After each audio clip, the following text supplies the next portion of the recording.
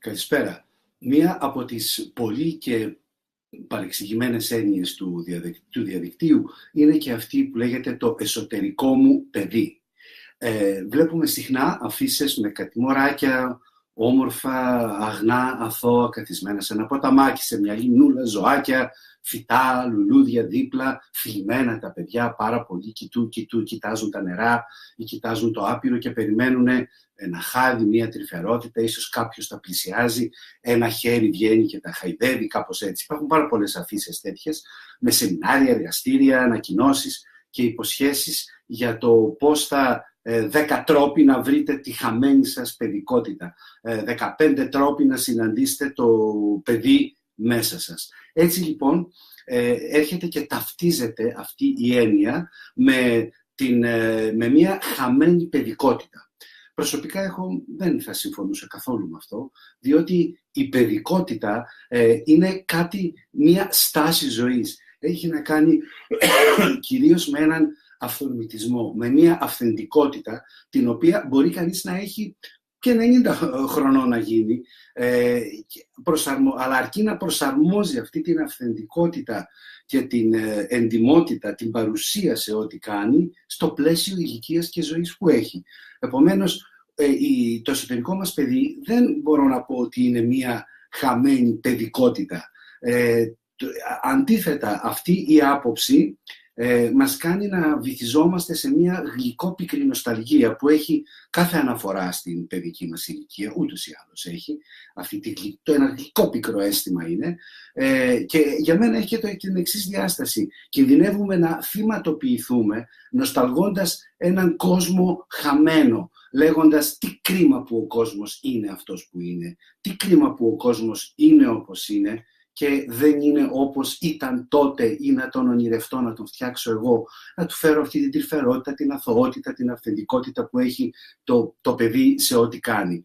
Και έτσι κινδυνεύω να χάσω όχι μόνο την ενήλικη πλέον παιδικότητά μου, αλλά και την ενήλικη αγωνιστικότητά μου, να βάζω όρια, να μπορώ να κινούμαι στην αρένα της ενήλικης ζωής, ακριβώς για να προστατεύω τα δικά μου ειλικρινή, αγνά και καθαρά στοιχεία.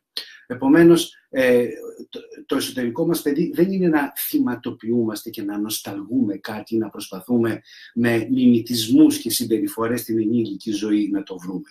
Τι είναι για μένα το εσωτερικό παιδί? Ξεκινάει από αυτή την ιδέα, την οποία υποστηρίζω και στο βιβλίο μου αντίστοιχα, έντονα, το βγάζω αυτή την αντίθεση, που είναι η εξής η ιδέα μου, ότι το εσωτερικό παιδί έχει να κάνει με το τι συνέβη καθώς μεγαλώναμε επειδή το μεγάλωμά μας είναι ούτως ή άλλως μια διαδικασία εξαιρετικά δύσκολη και επώδυνη. Γεννιόμαστε σε έναν κόσμο, πετιόμαστε σε έναν κόσμο από το μητρικό σώμα, σε έναν κόσμο που δεν είναι φτιαγμένος για μας, σε έναν κόσμο ενηλίκων θεών. Και η διαδικασία αυτή είναι δύσκολη από μόνη της. Εκτός αυτού, οι γονείς μας δεν είναι αριστουργήματα και αυθεντίες διαπαιδαγώγησης. Υπάρχει άγνοια τεράστια που δεν μιλιέται κιόλας καθόλου. Η Αγία Οικογένεια έχει πάρα πολλά να κρύψει και να καλύψει. Πρώτον. Και δεύτερον, υπάρχει και το άλλο θέμα, ότι υπάρχουν και προσωπικά αδιέξοδα τα οποία μεταφέρονται στα παιδιά και κληροδοτούνται από γενιά σε γενιά. Επομένως, διάφορες όψεις μας σαν παιδιά απαγορεύεται να τις βγάλουμε στο περιβάλλον, να τις εκδηλώσουμε, γιατί κρίνεται ως επικίνδυνο αυτό, αν συμβεί. Παραδείγματος χάρη, υπάρχει κάποιος ο οποίος χρειάζεται, ένα μωρό, ένα παιδί το οποίο χρειάζεται τρυφερότητα και φροντίδα. Εκδηλώνει την ανάγκη. 1, 2, 3 και 1, 2, 3 εισπράττει ανταυτού βία ή άγνοια ή οτιδήποτε θέλετε. Ή τον κανόνα ότι θα τα έχεις αυτά με ανταλλάγματα κτλ. Επομένως, του είναι πολύ πιο εύκολο να αποθήσει, να αφήσει, να πετάξει σε έναν χώρο, στο χώρο της σκιάς, τον ονομάζω, αυτή την ανάγκη και όλα τα συναισθήματα που υπάρχουν εκεί πέρα μέσα.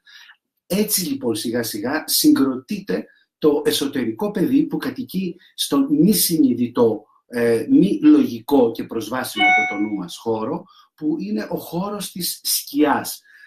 Διαφέρει από το φροηδικό ασυνείδητο, το έχω ξαναπεί. Ας το πούμε χοντρικά ότι είναι ένας χώρος που δεν καταλαβαίνουμε με το νου μας τι υπάρχει εκεί μέσα. Δεν είναι προσβάσιμος. εκεί πέρα μέσα τι μπαίνει? Ότι γεννήθηκε και πιέστηκε όταν εκδήλωσα κάποιες ανάγκες μου σαν παιδί. Στην περίπτωση αυτή, το παράδειγμα που ανέφερα πιο πριν με την τρυφερότητα, τι γεννήθηκε, τι συνόδευε αυτή την ανάγκη και τι πιέστηκε? Ας πούμε, λύπη, απογοήτευση, απορία, φόβος πιθανότατα, σίγουρα θυμός, γιατί το παιδί έχει μια εγγενή αίσθηση δικαίου μέσα του. Επομένως, όλα αυτά τα συναισθήματα, το όλον, η γκεστάλτ αυτή όλων των συναισθημάτων αυτών, ήρθε και χάθηκε μαζί με αυτή την όψη στη σκιά του παιδιού. Το αποτέλεσμα ποιο είναι? Ότι το εσωτερικό μας παιδί δεν είναι μόνο λυπημένο, δεν έχει μόνο εγκατάλειψη, απορία και αναμονή στη θλίψη του κτλ. Είναι και θυμωμένο, πάρα πολύ θυμωμένο.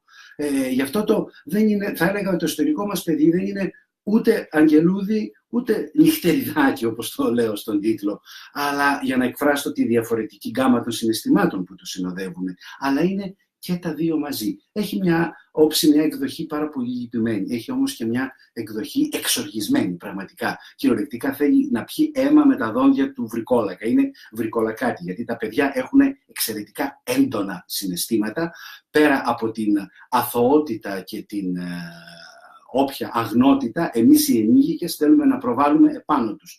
Είναι αθώα και είναι αγνά πλάσματα με μια άλλη έννοια όμως, εντελώς διαφορετική από αυτή που αφελέστατα εμείς θέλουμε να προβάλλουμε επάνω τους γιατί λείπει σε εμάς στο τώρα. Επομένως, το εσωτερικό μας παιδί είναι ένα κράμα συναισθημάτων για μένα, είναι θυμωμένο, εξαιρετικά θυμωμένο, γι' αυτό και το λέω νυχτεριδάκι, βρικολακάκι, όπως θέλετε πείτε το, ταυτοχρόνως, και η προσέγγιση του επιπλέον δεν γίνεται με συνταγές. Δεν μπορεί να πει κάποιος θα σου δώσω 10 τρόπους να συναντήσεις το εσωτερικό σου παιδί. Γιατί? Γιατί τα συναισθήματα αυτά είναι κυταρικά, δεν είναι νοητικές καταστάσεις. Ο εγκέφαλός μας δεν ήταν ανεπτυγμένος για να καταγράφει αυτά που συμβαίνουν τότε.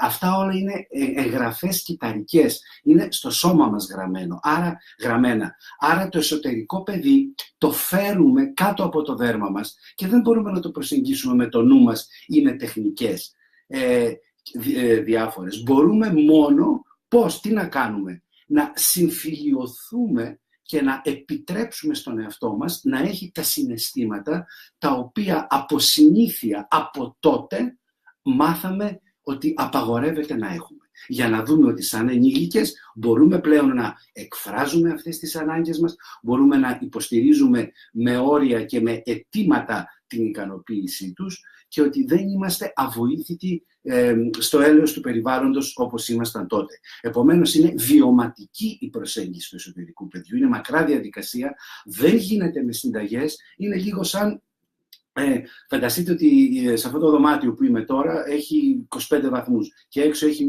-30. Αν πάω και σταθώ μπροστά σε μια πόρτα και την ανοίξω, όταν θα μπει ο κρύος αέρας μέσα, θα παγώσω εκείνη τη στιγμή. Για λίγο όμως, λογικό είναι αυτό, μέχρι να έρθει μια ομοιόσταση θερμική. Έτσι γίνεται όταν ανοίγουμε και βγάζουμε, συνδεόμαστε συναισθηματικά, συγκινησιακά με συναισθήματα που ανήκουν στις όψεις που λέμε ότι είναι το εσωτερικό μας παιδί. Παγώνουμε για λίγο. Είναι σοκαριστικό γιατί νιώθουμε συναισθήματα που ήταν απαγορευμένα μία ζωή. Αλλά σταδιακά αυτό περνάει. Με την κατάλληλη υποστήριξη και με την κατάλληλη γνώση περνάει αυτό όλο και έρχεται μία ομοιόσταση συγκινησιακή και εμείς φαρδένουμε, πλαταίνουμε και λειτουργούμε πολύ καλύτερα. Κοντολογής, το εσωτερικό μας παιδί δεν θέλει να παλιμπεδίσουμε εμείς. Δεν θέλει φιλαράκι για να παίζει τα στρατιωτάκια το εσωτερικό μας παιδί, αλλά χρειάζεται μια αγκαλιά, τη δική μας αγκαλιά να το δεχτεί και να το δεχτεί ολόκληρο. Όχι μόνο τη λυπημένη του όψη, αλλά και την εξοργισμένη του όψη, για να μπορούμε να υπάρχουμε λειτουργικότερα. Στη σελίδα μου, στο προφίλ μου, μπορείτε να βρείτε μία φόρμα, αν θέλετε να πληροφορήσετε για αυτά που κάνω για τα live βίντεο, για τα βιβλία μου, για κείμενα, άρθρα, δραστηριότητες γενικά μία φορά το μήνα, ας πούμε, και επιπλέον για το που βάζω τα live βίντεο και ό,τι κάνω στο blog μου, στην ιστοσελίδα μου, εκτός Facebook. Όλα αυτά υπάρχουν και εκεί. Αν θέλετε, θα αναρτώ τακτικά την φόρμα αυτή στο προφίλ μου, μπορείτε να τη συμπληρώσετε, με τιμάτε και θα χαρώ πάρα πολύ να σας ενημερώνω με σύντομες και όχι κουραστικές ενημερώσεις και όχι πολιτευτικές για τις δραστηριότητές μου. Το επόμενο live βίντεο θα είναι μάλλον και αυτό, αν όλα πάνε καλά, την επόμενη Τετάρτη περίπου, με την ίδια ώρα, και σκέφτομαι για θέμα να έχω μια άλλη τεράστια παρεξήγηση που έρχεται από το New Age, που είναι ο χρόνος. Υπάρχει χρόνος, δεν υπάρχει χρόνος. Όλοι μας λένε δεν υπάρχει χρόνος, δεν υπάρχει χρόνος, και τι σημαίνει αυτό. Δεν υπάρχει χρόνος, δεν είμαστε όλοι ένα, τίποτα δεν μας χωρίζει, ότι η πραγματικότητα είναι μια ψευδαίσθηση κτλ. Με αυτά τα πράγματα που για μένα είναι θέμα των αιρετικών, γιατί πάλι παρεξηγούνται κυρίως στην pop ψυχολογία πάρα πολύ.